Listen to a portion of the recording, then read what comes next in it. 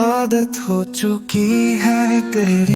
सामने बड़ी सी projector screen पर एक प्रेजेंटेशन चलने लगी। सर्वोज बड़े ध्यान से उसे देख रहा था। उसके हाथ में एक पेन था जिसे वो कंटिन्यू टेबल पर घुमा रहा था और कबीर उसके बगल में खड़ा था। प्रेजेंटेशन खत्म होने के बाद सर्वोज बोला, रिजेक्ट। उसके मुंह से रिजेक्ट सुनकर बगल में चेयर पर बैठा उदित कपूर लगभग अपनी चेयर से उछल पड़ा और गुस्से में तमतमाते हुए बोला, मैं खुद इस प्रोजेक्ट को पर्सनली हैंडल कर रहा हूँ, तो तुम इसे रिजेक्ट कैसे कर सकते हो? सर्वोज के हाथ में घूमता हुआ पेन सडनली रुक गया। वो अपनी चेयर पर टिककर सीधा बैठ गया और उसकी दोनों आईब्रो सिकुड़ गईं। उसका ये जेस्चर देखकर कॉन्फ्रेंस हॉल में बैठे सभी एग्जीक्यूटिव ने अपनी सांसें रोक ली। सर्वोज ने एक नजर उदित पर डाली और बोला, ये प्रोजेक्ट कंपनी के लिए प्रॉफिटेबल नहीं है। उदित भड़कते हुए बोला, विराज भाई साहब के जाने के बाद मैंने पिछले 17 सालों में दिन रात मेहनत करके अपना खून पसीना इस कंपनी के लिए बहाया है। तुम्हें क्या लगता है मुझे कंपनी की फिक्र नहीं है? सर्वोज ने कुछ सेकंड तक एकटक उदित की तरफ देखा और बोला, thank you so much uncle. आपने अपनी जिंदगी के कीमती 17 साल इस कंपनी को दिए। अब आपकी भी उम्र हो चुकी है। मैं नहीं चाहता आप पर वर्कलोड बढ़े, इसलिए अब आपको अपना सारा वक्त कपूर इंटरप्राइजेस को देना चाहिए। वीके ग्रुप को अब मैं संभाल लूंगा। सर्वोज की बात सुनकर कॉन्फ्रेंस हॉल में सन्नाटा छा गया। वहाँ लोगों के दिलों की धड़कन साफ साफ सुनी जा सकती थी। वीके ग्रुप ऑफ कंपनीज को सर्वोज के पापा विराज कपूर ने एस्टेब्लिश किया था। जब विराज कपूर की मौत हुई तो सर्वोज सिर्फ 10 साल का था। विराज की मौत के बाद सर्वोज की माँ वर्तिका बहुत ज्यादा हर्ट हो गई और डिप्रेशन में चली गई। इसके बाद वर्तिका सर्वोज को लेकर यूएसए चली गई। सर्वोज की सारी स्टडी यूएसए में ही हुई थी। इतने सालों में वर्तिका एक बार भी इंडिया वापस नहीं आई और आज भी यूएसए में ही है। विराज की मौत के बाद विराज के सौतेले भाई उदित ने कंपनी को संभाला था, लेकिन सर्वोज का लौट कर आना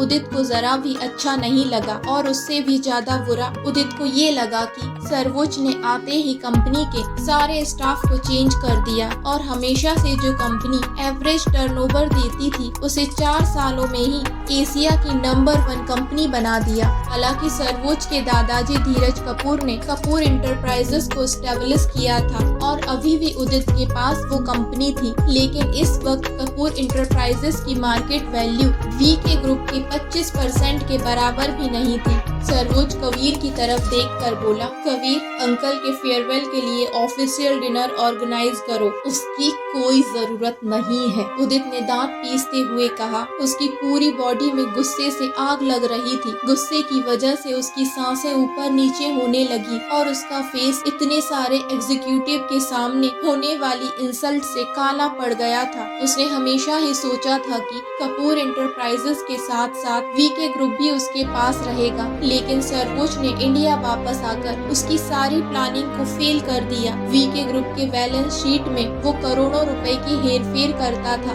लेकिन सर्वोज के आते ही वो सब भी बंद हो गया था। उसे हमेशा ही लगता था कि वो इन दोनों माँ बेटों को यूएसए में रहने के लिए खर्च के पैसे देता रहेगा और वो दोनों कभी भी लौटकर वापस इंडिया नहीं आएंगे। सर्वोज ने घूर कर बारी बारी से एक नजर टेबल के चारों तरफ बैठे हर एक शख्स को देखा। सबने अपनी नजरें झुका ली। सर्वोज ने सबको देखने के बाद कहा, कॉन्फ्रेंस ओवर। सर्वोज के ओवर कहते ही एक एक शख्स उठकर कॉन्फ्रेंस हॉल से बाहर जाने लगा। सर्वोज उदित की हरकतों को अच्छी तरह जानता था। उसे झूठे और धोखेबाज लोगों से सख्त नफरत थी। उसे इतना गुस्सा आ रहा था कि उसे गुस्सा निकालने के लिए कोई जगह नहीं मिल रही थी। उसने फ्रस्ट्रेट होकर एक सिगरेट सुलगा ली। कबीर उसके बगल में खड़ा खड़ा कांप रहा था। उसकी हिम्मत नहीं हो रही थी कि वो अपनी जगह से हिल भी जाए। बैक टू बैक 2-3 सिगरेट खत्म करने के बाद फाइनली सर्वोज को थोड़ा अच्छा फील हुआ और उसने कबीर से कहा, इस पर नजर रखो।